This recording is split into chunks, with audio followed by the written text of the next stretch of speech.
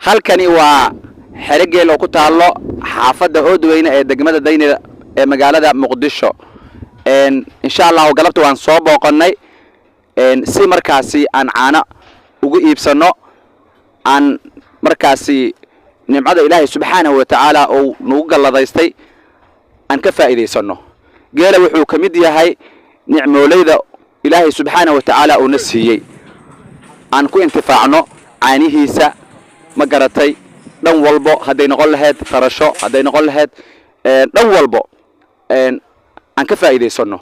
insha Allah ta'ala galabta waxaad arki doontaan macallin Sudaysi oo caana geel cabayo, caana geel oo xoortooda wato oo xumbadooda wato oo cabayo insha Allah ta'ala isla markaasna ku dhex cabayo xero geel oo ku taalo xaafadda Oodweyne ee degmada Daynila ee magaalada caasimadda Muqdisho.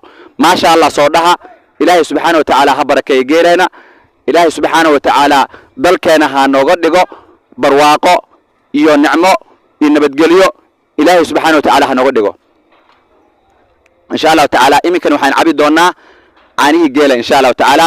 maalmahan dhow caana geel oo saafi ah ma aanan cabin, laakiin galabta ayaan fursad ku haystaa inaan cabo caana geel oo saafi ah, isla markaasna oo ah itus itaabsi caana geel oo sidii loo soo lisay ah oo saafi ah oo fresh ah ayaan insha Allah ta'ala galabta oo qamiis ah aan cabi doona halkan ku cabi doona insha Allah ta'ala.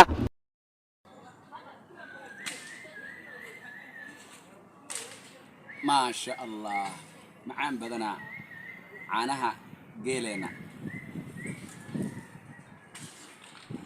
ما شاء الله معان بدنا جيل دلكينا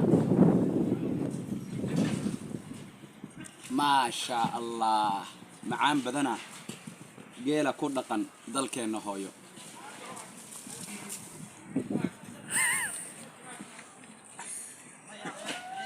ورجال هلكا بس كم برصنا قرفته وعيال يا امينو وحاول رجال وفرحسين قرفته ودبلدك مع العسديسي سو دوينا ومالينا يا ما انت مع ليش صوب بغضي مع العسديسي صوب بغضي رجال فرحت بي وعد هاي ونسو دوينا يا